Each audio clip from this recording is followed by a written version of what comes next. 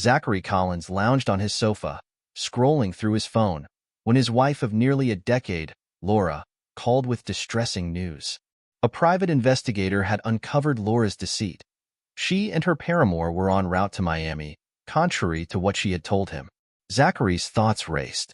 He had dedicated 10 years to their relationship, now shattered by her lies.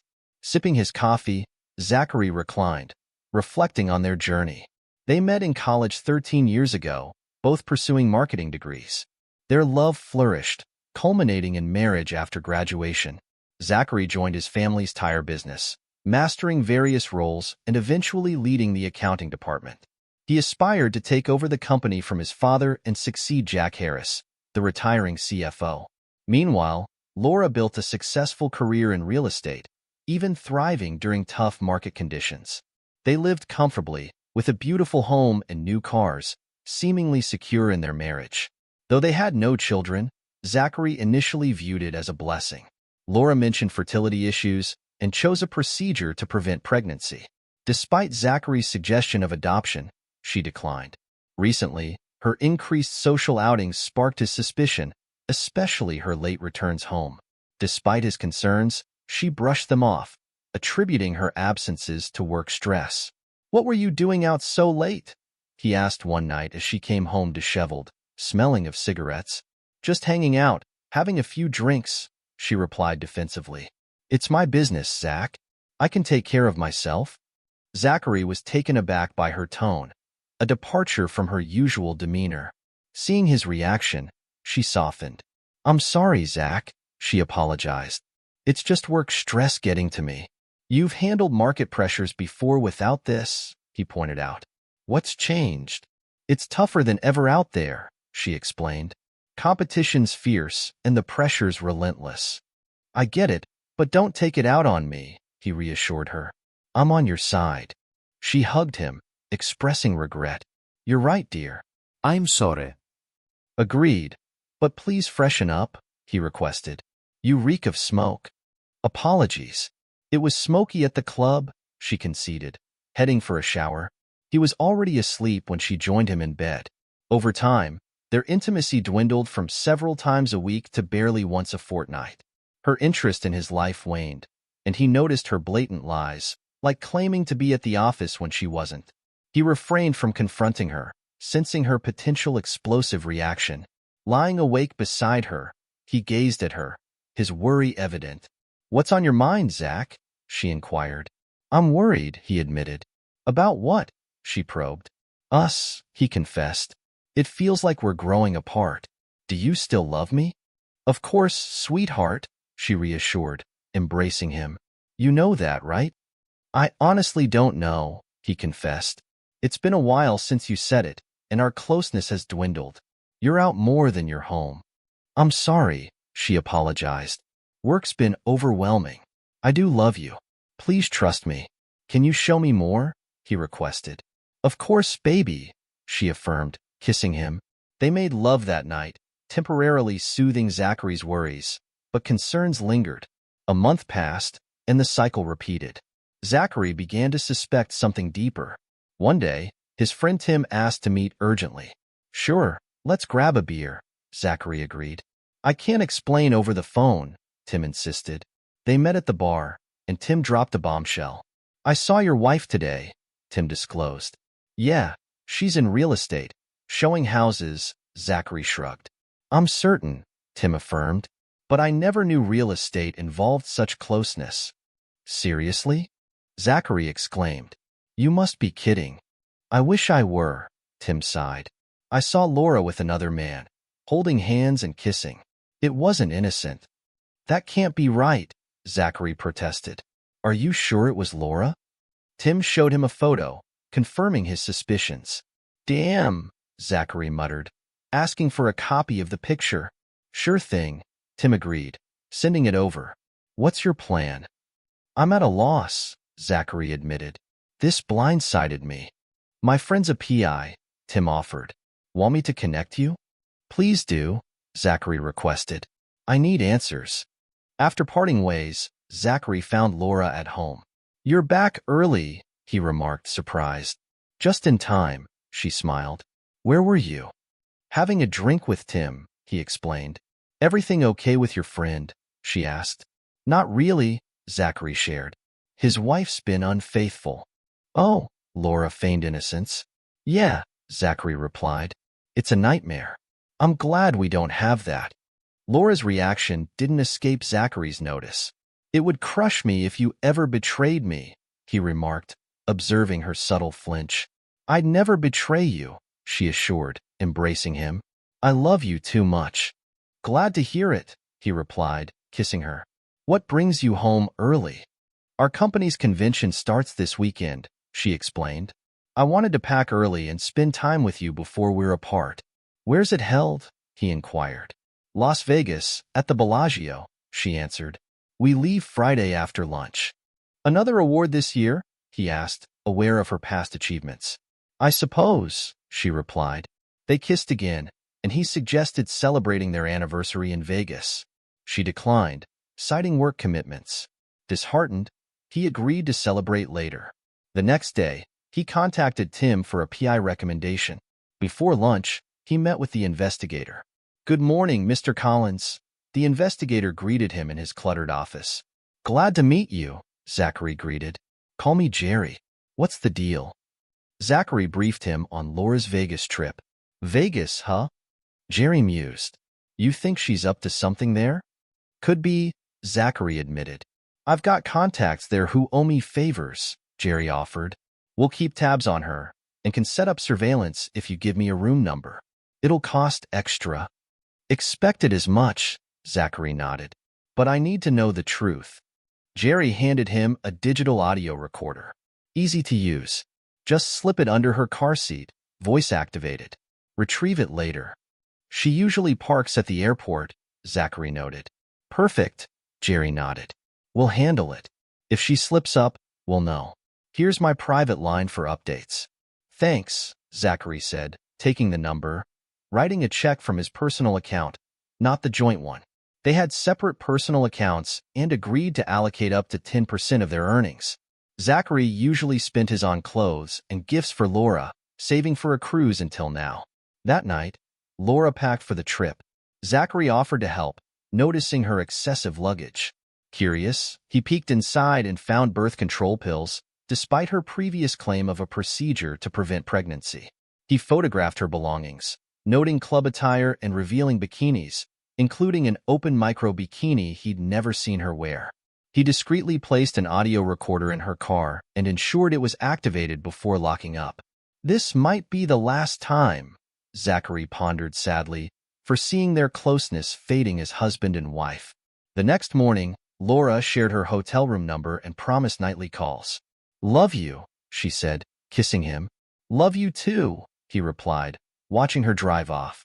At work, he informed Jerry of Laura's room number. Got it, Jerry acknowledged.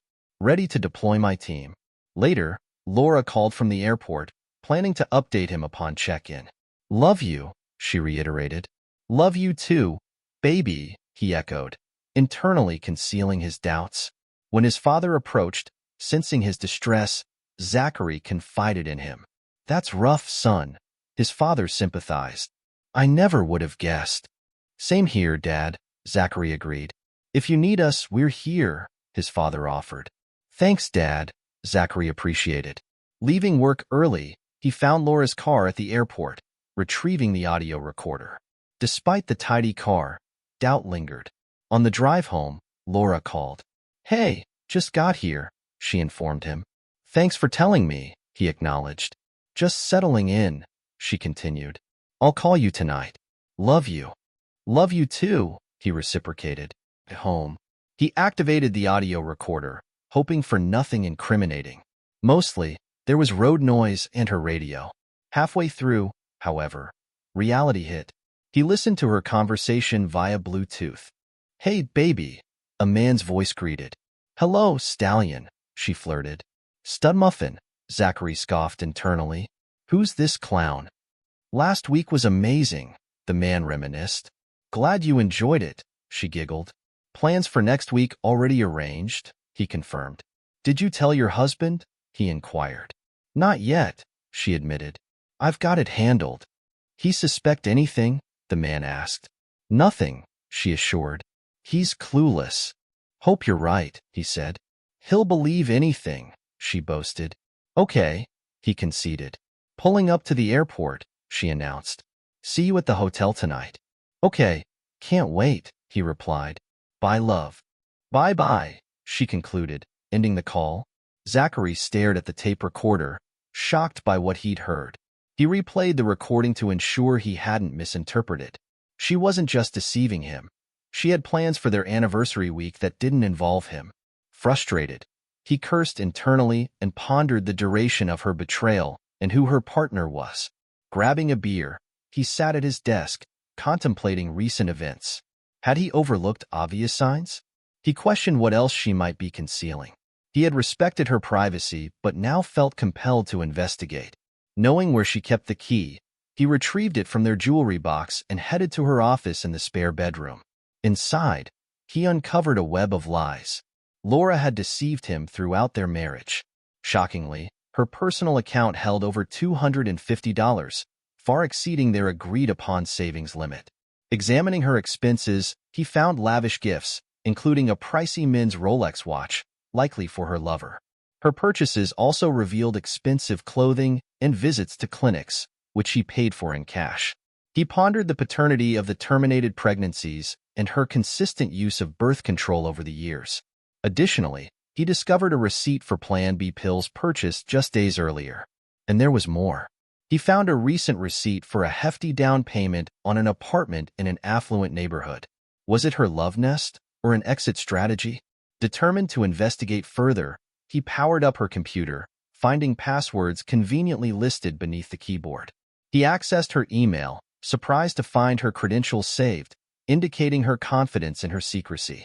Shockingly, he uncovered exchanges with Robert Walker detailing their carnal encounters dating back nearly a year when he first noticed changes in her behavior. Initially meeting in hotel rooms, they later rendezvoused in houses she was selling. One email from 6 months prior provided some answers to his questions. "Did you handle that little issue?" Robert inquired. "Yep," Laura replied. "I went and had a procedure today." "Shame you didn't keep the baby," Robert remarked. "You could have passed it off as Zachary's." "I can't do that," she explained. "He thinks I can't conceive. He'd figure out it wasn't his." Reflecting on 6 months ago, Zachary realized that was when he first caught her lying. Damn, he thought to himself. She's a deceitful woman. Scrolling through their emails, Zachary read more of their exchanges. Robert had suggested they have intimate encounters in Laura's marital bed, but she refused. "I won't betray Zachary like that," she wrote. "That idiot has no clue," he replied. "I won't do it," she insisted. "What if you had your own place?" Robert proposed. "You could afford it with your earnings, and your husband would be clueless." "Maybe you're onto something," she replied. "I have my own account, and Zachary never questions it. I'll start looking." That was 3 months ago. The down payment receipt was just over a month old. "I got a condo," she told Robert. "I put a down payment, and I'm getting furniture next week." Zachary's oblivious. "Perfect," Robert responded. "We'll have fun all over that place." Zachary was stunned by this news. He kept reading the emails. "Why stay with your husband?" Robert asked. "Why not leave and get your own place?" "Believe it or not, I care for him," Laura said. "He may be a meticulous accountant at a tire store chain, but I have feelings for him, and he treats me right. I got the condo so we could meet without risking exposure at hotels. Plus, you're still married." "Hey, just give the word and I'll dump Christine," Robert offered. "A headache," Laura responded. "Let's see after the conference." "What happens after the conference?" Robert pondered. Zachary began printing out Laura's letters and copying the receipts he had discovered. Just as he was doing so, Laura's number flashed on the display. "Hello," he answered cautiously. "It's me, baby," Laura greeted. "Are you okay? You sound off." "Got a pounding headache," he lied, not wanting to tip her off. "Just settling in for the night," she informed. "Take something for that headache and rest. Love you and miss you." "Yeah, same here," he muttered. "Bye," ending the call. He pondered if she noticed his lack of affectionate words. In truth, he was seething. Determined to uncover the truth about Robert, he scoured Laura's company website and found him. Robert Walker, the regional manager. She was indeed involved with her boss. Printing the page, he added it to his pile. Growing more agitated, he contemplated breaking into her apartment. Checking her address, he hesitated, wondering about a security system. Reviewing her documents, he spotted a code labeled alarm system. Of course, she'd write it down, he thought bitterly. Closing her laptop, he left, grabbing latex gloves from the garage to avoid leaving evidence. Finding her complex, he parked in her spot and approached her door. Donning his gloves, he tested a key from her jewelry box. The door yielded, and he entered. Spotting the alarm remote, he inputted the code he discovered and ensured the alarm was disarmed. Switching on the light, he surveyed the apartment, admiring Laura's furniture choices. She's always had good taste, he mused. Shame her loyalty doesn't match her decor preferences. As expected, there were no pictures of him. This was her love nest, her retreat from their marriage. Stepping into the kitchen, he noted a few plates and utensils. The fridge was empty, the pantry bare. Surprisingly, the house was fully furnished, adorned with flower portraits and boasting a large flat-screen TV. Entering the bedroom, he found it likewise furnished, with lace curtains cascading elegantly over the windows just above the electric heater, an apparent fire hazard. Opening drawers, he discovered unfamiliar underwear and suspected Robert's presence from men's undergarments. Taking out his phone, he snapped photos. In the nightstand drawer, a card from Robert confirmed his suspicions. Thanks for the watch, it read. Looking forward to your housewarming. Love, Robert. Anger surged. He imagined confronting Robert. More clothing, both male and female, filled the dressing room. In the master bathroom, he noticed 2 toothbrushes by the sink and his and hers towels next to the shower. He grabbed his phone, snapping a few more photos. In the second bedroom, a small desk and chair were the only furnishings. A network cable lay on the desk, likely for her laptop. Amid the letters addressed to her, all from utility companies, he ensured her name and address were visible in the pictures. Lace curtains like those in the bedroom covered the windows here, also draping over the electric heater. He noted several potential fire hazards, including the absence of smoke detectors in the bedrooms and the aged one in the kitchen. He wondered if it even had a battery. Confirming everything was as he found it, he switched off the lights, activated the security system, and departed, double-checking the locked door. Returning to his car, he pondered his next steps. Divorce was inevitable. He couldn't trust her again, even if she severed ties with her lover and relinquished the apartment. Aware men often fare poorly in such situations, he hoped her higher income would spare him alimony. Consulting a lawyer seemed wise before proceeding. He also hoped her sole ownership of the apartment meant he wouldn't have to surrender their home or divide its sale proceeds. He felt she had abandoned him by purchasing the apartment secretly. With no children, custody and support were non-issues, but he wanted retribution for their betrayal. Violence was out of the question. He had no desire for jail time. Returning home, he searched the phone book and found an ad for Robert Walker, hoping it was the same Robert Walker. He dialed the number. Walker residence, a woman's voice answered. Is this Mrs. Walker? He inquired. Yes, it is, she confirmed. Who am I speaking to? Zachary Collins, he introduced himself. Your husband is the regional manager for Acme Real Estate? Yes, he is, she replied. But he's away at a conference this weekend and will be visiting other offices next week. You'll need to call the regional office and leave a message for him there. Actually, Mrs. Walker, it's you I'd like to speak with, Zachary redirected. Oh, she responded. Yes, ma'am, Zachary continued. I hate to break this to you, but my wife is involved with your husband. Are you certain? She inquired. Absolutely, Zachary asserted. And I can provide evidence. Do you have solid proof? She pressed. I can even show you where they meet up if you'd like, Zachary offered. He heard her sigh through the phone. Would tomorrow work for you? She proposed. Certainly, Zachary agreed. What time suits you best? Around 1 o'clock in the afternoon, she suggested, providing her husband's apartment address and directions. I'll see you then, Zachary concluded, Ending the call, grinning, he approached his desk and began drafting a to-do list. First on the agenda, changing the door locks, ensuring it was done before meeting Robert's wife at Laura's place. The temptation to drown his sorrows in booze crossed his mind, but he dismissed it, opting instead for a cold pizza slice. He mulled over his options, satisfied. He ascended the stairs and retired for the night.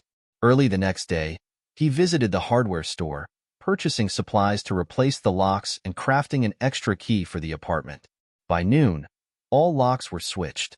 After showering, he grabbed his audio recorder and the printed emails from Laura's account, then headed to her apartment to rendezvous with Robert's wife. Spotting Laura's car, he approached a Toyota Corolla nearby where an attractive dark-haired woman sat. Knocking on her window, he inquired, "Are you Christine Walker?" She confirmed her identity, and he opened the door for her.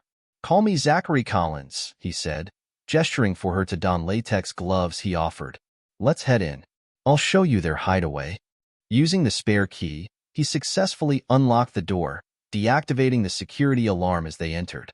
Zachary guided her into the bedroom, opening drawers and revealing Robert's clothes in the closet. "Oh my God," she exclaimed. "I've been searching for these for weeks. I wondered where his clothes were disappearing. Has your husband been sporting a Rolex watch lately?" Zachary inquired. She affirmed, mentioning it was a gift from management. Shaking his head, Zachary retrieved a card from Laura's nightstand, displaying it to her. Reading the note, she burst into tears. "Is that his handwriting?" Zachary questioned. "Yes," she sobbed. "But wait, there's more," he added, presenting the emails and activating the audio recorder. Tearfully, she read the emails before listening to the Friday recording. "I'm sorry," Zachary said, embracing her and restraining his own emotions. "It's not your fault," she assured. "I've suspected something but lacked proof." Composing herself, she faced him. "So, what's the plan?" she inquired. "I'm filing for divorce," he declared, "and I'll kick him out as soon as I lay eyes on him," she vowed. Suddenly, she brightened. "I have an idea," she exclaimed. "What if we help them move in together here?" Zachary pondered momentarily before smiling. "I like it," he agreed, "but we need to act fast. They'll be back soon." "Robert said he'd be away for a week after the convention," she revealed. "I bet Laura will find a reason to leave too." Recalling the recorded conversation, Zachary cursed. "Damn, you're right," he admitted. "But I want her stuff out of my house pronto." "Agreed," she concurred. "Meet me back here in 3 hours." "Sounds good," Zachary agreed. "I'll bag her stuff. I should be back in time." "See you then," she said, rising. Zachary observed her, struck by her petite stature and charm. He couldn't fathom why Robert would cheat on her. They left the condo and arrived 3 hours later, their cars brimming with bags of the couple's belongings. Dumping the bags in the sparsely furnished second bedroom, they didn't worry about breakage, knowing it would take the cheating spouse's hours to sort through everything. "I don't know about you, but I wasn't too careful with his stuff," she remarked. Zachary chuckled. "Same here," he admitted, sharing a high five with her. Glancing at her, he announced, "I don't know about you, but I'm famished." "Me too," she agreed. "I could really go for a juicy hamburger. A big, cheesy one." "Sounds perfect," he replied. "I know just the spot. Care to join me?" "My treat." "Lead the way," she replied. Heading towards the bar he frequented with Tim, she followed. Upon parking, Christine eyed the building skeptically. "A bar?" she questioned. "Trust me," he assured. "They serve the best burgers here. You'll love it." "Okay," she acquiesced. "But I hope you're not planning to ply me with booze and take advantage." Chuckling, he reassured her. "As tempting as that sounds, I wouldn't do that." "Darn," she joked, laughing. Inside, they ordered beers, burgers, and fries, exchanging stories about their failed marriages over the meal. Their narratives shared similarities: meeting in college, quick marriages, but diverging desires regarding children. He inquired if she was a CPA, to which she replied negatively, expressing hopes of pursuing it someday. Zachary shared his professional background, mentioning opportunities in his field. "Maybe we can help each other out. If you give me your resume," he suggested. I can certainly do that, Mr. Collins, she responded, taking a bite of her burger. His cell phone interrupted the moment, with Laura's caller ID flashing. Answering in a neutral tone, he greeted, "Hello?" Laura's voice, slurred from booze, came through. "Hey, baby," she chirped. "What are you up to?" "Just grabbing a burger at the bar," he replied. "What's going on with you?" "Guess what?" she blurted out. "I won the Best Salesman award." "Congratulations," he said flatly. "Yes, and they want me to stay in Vegas next week to work with their agents," she continued, fabricating. He already knew it was a lie. "That's great news," he feigned enthusiasm. "What about our anniversary this Wednesday?" he reminded her. "I know, and I'm sorry," she apologized. "Maybe we can celebrate next weekend." "No worries," he assured. "I understand your work is important. I wouldn't want you to miss a big opportunity." "What's that supposed to mean?" she queried. "Nothing," he brushed it off. "Just that our 10th anniversary only happens once, but I know your job matters to you. Don't stress about it." "Yes, work matters, but I thought you'd be happy for me," she said. "I am," he insisted. "Go work with your agents. I'll be fine." "I love you," she affirmed. "Good," he replied. "Me too. Bye." Ending the call, he turned to Christine. "That's that," he informed her. She shook her head sympathetically. "She picked Robert over your anniversary," she remarked, placing a comforting hand on his. He fought back tears. A woman he barely knew showed more concern than his own wife. What a disappointment. "I'm sorry," she offered. "Thanks," he managed, attempting a smile. He retrieved Jerry's card and dialed his private number. "Jerry," he greeted when the older man picked up. "Zachary Collins here. Just spoke to Laura, and she claims she'll be in Vegas for another week." "And you don't buy it?" Jerry inquired. "Not for a second," Zachary confirmed. "I was just working on your report, but I'll have my guys surveil them and see what unfolds," Jerry continued. "We can proceed. The conference wrapped up a couple of hours ago, and they're apparently enjoying themselves. Most attendees will be heading home tomorrow." "Oh, and your wife and her lover spent last night together. I've got footage you might want to see. I'll email it to you, included in my report." "That'd be great, Jerry," Zachary acknowledged. "Thanks." Ending the call, he turned to Christine. "Tomorrow, we'll get to the bottom of this," he stated. "My PI caught those two lovebirds spending the night together.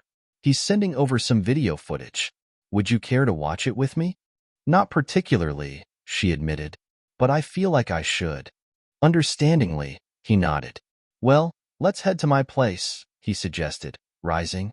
After settling the bill at the bar, they departed for his house. Once there and settled in his office, the video arrived in his email. "Would you like a drink before we start?" he offered. "Sure," she accepted. "Cola, if you have it." "I'll grab 2 colas," he agreed, heading to the kitchen.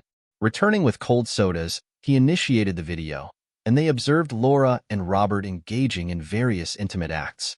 Both Christine and Zachary struggled to contain their emotions as they witnessed their spouses enjoying each other's company. The ensuing pillow talk was even more heartbreaking. "What do you reckon our spouses are up to right now?" Laura inquired. "If I know Christine, she's probably glued to one of her dull movies," Robert replied, "or nose-deep in one of her silly books." "Yeah, I get what you mean," she agreed. "I imagine Zachary's buried in another one of his tedious spreadsheets or poring over stock reports. Do you think he's out there saving the world or something?" Robert smirked. "I mean, come on. His old man's company sells tires, for crying out loud. What's the big deal?" "So, have you decided what you're going to tell that idiot after tomorrow's awards banquet?" he asked. "Yep," she confirmed. "I'll just say I was requested to stick around in Vegas for a week, filling in for the local reps. He'll swallow it. Hell, he'd believe anything I'd tell him. I could tell him the moon's made of green cheese, and he'd buy it. And by the time he catches on, we'll be lounging on a beach in Miami. I can't wait to see you flaunting that new sling bikini you snagged," Robert added. Christine erupted. "Miami? That idiot's whisking some floozy off to Miami? I'm going to rip his guts out." She turned to Zachary. "Sorry for calling your wife a floozy." "No need to apologize," he responded. "I'd say the same thing." They refocused on the video. So, what about your anniversary? Robert asked. Are you just going to skip it? Miami sounds a lot more enticing than a night at a steakhouse, Laura remarked. I pledged to make it up to him. Maybe I will. Maybe I won't. Robert regarded her. You're ice cold. You know that? He remarked. She shrugged. It's only our 10th anniversary, she explained. There'll be more. Who cares about that? Right now, I need you. With those words, they resumed their activities, prompting Zachary to halt the video. I've seen plenty, he stated. Have you? Christine nodded, tears flowing down her cheeks. More than plenty, she affirmed. I'm scheduling a meeting with a divorce attorney come Monday, he disclosed. Would you like to accompany me? Would you mind? She asked softly. Not at all, he reassured. Christine burst into tears, sobbing. Zachary wrapped his arm around her, offering a comforting shoulder. Though he felt like crying too, he held back, focusing on consoling her amidst his own emotional turmoil. Would it bother you if I spent the night here? She inquired. No hanky-panky. I just want to cuddle. Of course, you're welcome to stay, he replied. Stay as long as you like. Thank you, she expressed. I can't believe I wasted all those years on that idiot. All this time, I've been falling for his lies. I totally get it, Zachary empathized. He escorted her upstairs to the master bedroom and found an old t-shirt that appeared long enough for her to sleep in. Taking it, she retreated to the bathroom to change. After waiting for her return, he donned his pajamas and settled into bed. She emerged from the bathroom wearing the long t-shirt, and he was almost taken aback by her appearance. He always admired Laura's legs, but Christine's were the slenderest he'd ever seen. She smiled as she slipped under the covers. What's wrong? She asked. Never seen a woman's legs before? None as lovely as yours, Zachary complimented. Sweet talk will get you everywhere, sir, she teased. He wrapped his arm around her, drawing her close, savoring her scent. She placed her hand on his chest, snuggling against him. Did you know you're the only woman I've shared a bed with besides my wife for over 10 years? He confessed. And you the only man I've been with besides my husband, she revealed. They gazed into each other's eyes for what felt like an eternity before drifting off to sleep in each other's arms. The next morning, they woke up intertwined with each other. Good morning, sleepyhead, she greeted. You don't need to rush out on my account, she added as he rose to use the bathroom. Good morning, beautiful, he responded. I'll be quick. He relieved himself in the bathroom, which proved challenging given his state of arousal. Upon returning, he found Christine already tidying up the kitchen and preparing scrambled eggs and bacon for breakfast. Glancing at the clock, he noted it was 8:30 a.m. His gaze returned to Christine, enjoying the sight of her cooking in his old t-shirt, momentarily reminiscing about the times Laura used to make breakfast for them. Wow, that smells amazing, he remarked. I hope you don't mind me taking over your kitchen, she said. Not at all, he assured her. I can't recall the last time someone made me breakfast. Laura never cooked for you, she inquired. She used to, he acknowledged. But she stopped a while back. Claimed it took too much time, and she needed to prepare for her clients. Damn, Christine muttered. Exactly, he concurred. The aroma of bacon filled the air as she placed a generous plate in front of him. He devoured the meal hungrily, as if he hadn't eaten in weeks. Wow, that was amazing, he praised. Do you cook like this every morning? Whenever I can, she replied. His phone interrupted, displaying Jerry's name and number. Hey, Jerry, he greeted. Working Sundays now? Jerry chuckled. More often than I'd like, he admitted. I wanted to update you. Your wife and her lover boarded their flight from Las Vegas just before 6 o'clock this morning. They had a layover in Los Angeles for about 40 minutes, and the plane departed an hour ago. They'll touch down in Honolulu in approximately 5 hours. I've got the flight details if you need them. Got it, Zachary confirmed. They're on American Airlines Flight 31, Jerry added. I've got a contact in Honolulu ready to track them once they land. Thanks, Jerry, Zachary said, jotting down the information. After ending the call, he turned to Christine. Well, he began. Here's the update. They're en route to Hawaii. As the plane ascended, Laura settled into her seat, glancing out the window as they flew over the Pacific Ocean. "This is it," she mused to herself. Glancing to her left, she noticed Robert already asleep in the neighboring seat. She closed her eyes, briefly reflecting on the past decade. Brief pangs of guilt swept over her for deceiving her trusting husband. Somewhere deep down, she acknowledged this as just another in a series of poor choices, yet she justified it to herself. She hoped it would all resolve without Zachary ever finding out. Perhaps their marriage would continue, and they would grow old together, eventually retiring peacefully. Her initial misstep was disclosing to Zachary that she couldn't conceive. In reality, she was capable, but she harbored no desire for a family. Motherhood might allure some, but not her. Thus, she informed Zachary of purported medical hurdles necessitating a procedure to prevent pregnancy. He accepted, eventually consenting. However, complications with the IUD arose, compelling her to discontinue its use due to pelvic discomfort and headaches. She resorted to conventional birth control pills, supplementing with the calendar rhythm method to avoid physical engagement during peak fertility. Though mostly effective, she found herself pregnant twice. The first instance occurred with her husband. Fearing his response, which would unveil her initial deceit and her reluctance for parenthood, she discreetly underwent a procedure, financing it privately. Luckily, they had established separate accounts alongside a joint one. Initially, they agreed on her contributing 10% of her earnings to the joint account, but she manipulated the arrangement. She could have funded the procedure independently, keeping Zachary unaware.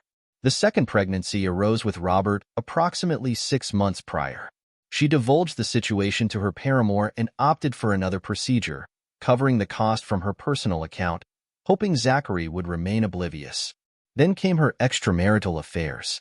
Throughout the initial 7 years of marriage, she remained loyal to her husband. However, everything shifted one day when she encountered a client, strikingly handsome and affluent. In a fleeting moment, she made a decision she never regretted. They engaged in intense, passionate intimacy within the confines of a lavish house she was showcasing, and he exhibited gratitude by purchasing the property outright. Such encounters were infrequent, maybe occurring 10 times over the subsequent year and a half. Later, she discovered others engaged in similar behaviors. Though she experienced fleeting guilt, she reasoned, "What the heck? If other women could indulge without consequence, why couldn't she?" In her view, it bore no relation to Zachary. Her love for him remained steadfast, and what he didn't know wouldn't cause injury. Then she encountered Robert, and everything altered. He embodied everything her husband lacked. Zachary was analytical, pondering decisions meticulously, whereas Robert was impulsive, deciding on a whim. Zachary's path in life, both personally and professionally, had been predetermined. He dedicated his career to his father's tire business, a trajectory he continued, set to ascend to CFO and ultimately president and CEO. Conversely, Robert's future was uncertain. He embraced each day as it came, living in the moment while Zachary contemplated the future. Their approaches in bed were starkly different. Zachary prioritized her pleasure, while Robert was more forceful, leaving her feelings shattered. Initially, their liaisons occurred in discreet motels or houses they were selling, but she grew apprehensive about being spotted and alerting Zachary or Robert's wife, Christine. Then, after Zachary voiced concerns about their relationship, she distanced herself from Robert momentarily, redirecting her affection toward her husband. However, her resolve waned, and Robert sought to reconcile, but she feared Zachary discovering their relationship. To mitigate this risk, she decided to purchase her own apartment, providing a private sanctuary for her and Robert. Despite Zachary's conservative demeanor, she harbored lingering emotions for him. Their decision to file tax returns separately facilitated her departure with Robert while still benefiting from tax breaks. It seemed like a win-win situation, or so she convinced herself. These events culminated in her plan to spend a week in Hawaii with Robert, masking her absence from the office as a vacation with her husband after their corporate meeting. Simultaneously, Robert informed his wife of his upcoming travels, a routine occurrence. She deceived Zachary, claiming a week-long trip to Vegas, confident that he would believe her every word.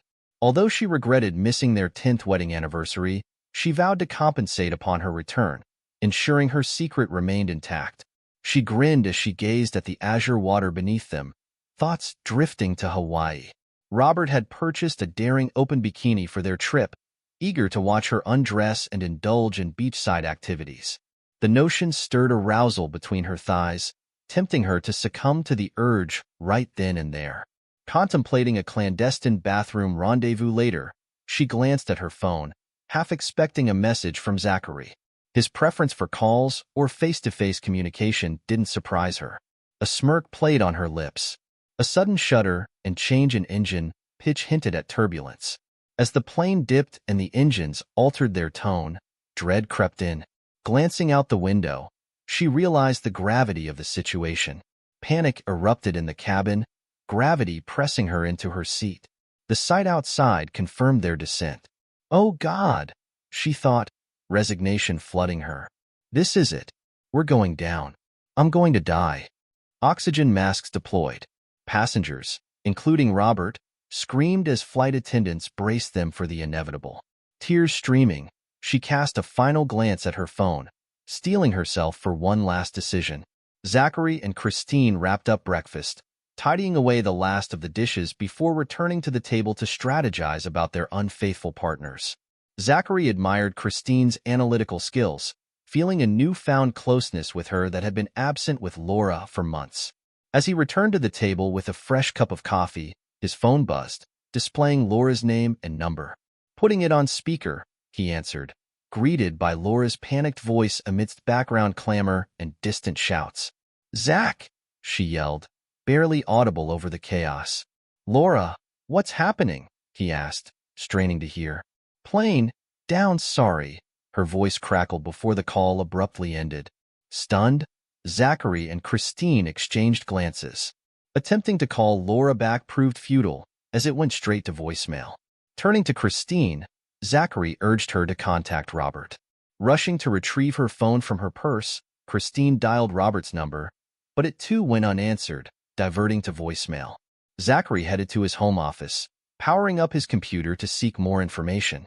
After finding the airline's contact number through a search engine, he dialed and, after initial refusal, managed to speak with someone who confirmed they were investigating reports of a plane crash. Leaving his and Christine's contact details along with Laura and Robert's, he was assured they would be notified of any updates. With nothing further to find online, he estimated it would be at least an hour before they received any news. They headed to the front room, switching on the TV in hopes of catching any news updates. Zachary flicked through channels, but there was no breaking news. Reflecting on the events leading up to this moment, he glanced at his phone. Finally, a news network flashed a report that an American Airlines flight bound for Honolulu had crashed in the Pacific Ocean, though without providing specifics. "Oh God!" Christine exclaimed, her hand covering her mouth. Zachary embraced her, silently praying for Laura's safety. Despite the strain in their marriage, he couldn't bear the thought of her perishing. An hour later, the phone rang. Zachary muted the TV and answered. "Mr. Collins?" a woman's voice inquired. "Speaking," he confirmed. "I'm calling to inform you that your wife's flight has crashed," she relayed. "I have no further details at this time, but we will update you as soon as we learn more." "Thank you," Zachary responded, ending the call. He and Christine held each other, tears welling in their eyes. Shortly after, Christine's phone rang, delivering the same grim news. Soon after, his father called. It wasn't uncommon. His parents often reached out upon hearing news like this. "Hey, Zach," his father greeted. Dad. "How are you?" Zachary replied. "Just got back from church. Did you see the news about the accident?" his father inquired. "Yes, I did," Zachary confirmed. "It's awful," his father lamented. "By the way, how's Laura? Wasn't she on her way back from Vegas?" "She's not doing well, Dad," Zachary disclosed. "She was on that plane that crashed." "What?" his father gasped. "What was she doing going to Hawaii without you?" "She was with her boyfriend," Zachary revealed. "Oh my God," his father reacted. "I'm sorry to hear that, son. Take a week off and sort things out. Let Jack know if there's anything we can do. Just give me a call, okay?" "Thanks, Dad," Zachary expressed gratefully. He wrapped up the call, his mind swirling with a mix of emotions. On one hand, he felt a deep sorrow knowing Laura was likely gone. Yet anger simmered within him for her betrayal, as well as at himself for not standing up to her. Strangely, the absence of divorce didn't disturb him. However, the realization of shouldering Laura's final expenses, including the apartment, jolted him. "Damn," he muttered. He glanced at Christine, pondering how she'd cope. What steps would she take? An idea struck him, prompting him to approach her. "Christine," he began, "why not sell your apartment and move in here with me?" She met his gaze, tears brimming in her eyes. "Are you serious?" she questioned. "Absolutely," he affirmed. "There's a spare room upstairs, and with the upcoming challenges, maybe we can support each other through it all." After a moment's consideration, she responded, "Why not? But under one condition." "What's that?" he inquired. "That I share your bed," she stated. "Really?" Zachary's thoughts raced, realizing things were moving quicker than anticipated. Dismissing doubts, he resolved to seize the moment. "Sure," he agreed. "It's been ages since I felt genuinely comfortable with my husband. Last night was the first time in years I felt fulfilled. Is that all right?" "More than all right," he assured her. "Then it's settled," she confirmed. "I'll grab my belongings from home and be back tonight." Zachary nodded. "I'll be here," he promised. After she departed, he dialed Lucy, Laura's colleague. "Hello," she greeted. "Lucy, it's Zachary Collins," he identified himself. "Oh, hi, Zachary," she responded. "How is Hawaii?" "I'm not sure," he admitted. "I hear it's lovely this time of year." "Why?" "Laura mentioned you two were heading there after the company meeting. I assumed you were en route." Lucy's tone shifted. "Actually," Zachary clarified, "Laura went, but not with me. She went with Robert." "What?" Lucy exclaimed, taken aback. "That's right," Zachary affirmed. "However, neither of them made it. The plane they were on crashed in the Pacific Ocean today. You might have seen it in the news." "Oh no," Lucy gasped. "Do you know if she survived?" "I doubt any of them did," Zachary responded solemnly. "I'm deeply sorry," Lucy offered sympathies. "Please accept my condolences. Also, the company has life insurance for all employees. I'll handle the paperwork, but I'll need details from the airline. Can you provide them?" "Yes, I'll gather what I can," Zachary promised. "But I have a question for you." "What's that?" Lucy inquired. "Were you aware of Laura's relationship with Robert?" Zachary queried. "I had my suspicions," Lucy admitted. "There were whispers, but nothing concrete. We tend not to gossip about personal matters in the office." "I understand," Zachary acknowledged. "Well, that's all for now. I'll be in touch." "Thank you," Lucy responded. "And again, my condolences." That evening, while watching television with Christine, a news report about the crash aired. It stated that the plane's final moments were captured by a crew member aboard a cargo airliner only a couple of miles from the crash site. The TV station aired an amateur video showing the plane rapidly descending nose first. The plane appeared to disintegrate upon impact with the water. The report conveyed that the cargo ship altered its course to aid in the search for survivors. While they retrieved several bodies from the water, unfortunately, there were no survivors. Additionally, they recovered a significant amount of luggage, which included belongings belonging to Laura and Robert. However, their bodies were not among those recovered. In the following months, Zachary and Christine experienced a whirlwind of activity. Christine moved in with Zachary and sold her own house. Zachary had to handle Laura's apartment, which held nothing of value to him. Consequently, he donated everything to Goodwill, which gladly accepted it. Later, he sold the apartment, recouping Laura's original investment.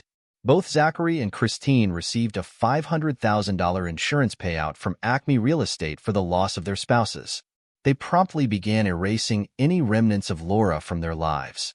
They discarded photos, stowed away knickknacks, and replaced furniture, especially the bed.